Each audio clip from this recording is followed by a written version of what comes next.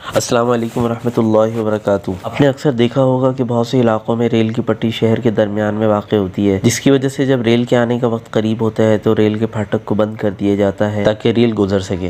लेकिन क्या आपने कोई ऐसा रोड देखा है कि उसको जहाज़ के लिए बंद किया जाए, यानी जहाज़ के लैंड करने से पहले उस रोड को बंद कर दिया जाए ताकि जहाज़ लैंड कर सके? नहीं ना, हम आपको बताते हैं। ये दुनिया का सबसे ख़तरनाक एयरपोर्ट है। स्पेन में मौजूद जिब्राल्टर एयरपोर्ट, जो कि बरतानिया की मिल्कियत है। वहाँ पर जगह की कमी की वजह से आम इस्तेमाल में आने वाली हाईवेज को जहाज़ की लैंडिंग के लिए भी इस्तेमाल करना पड़ता है।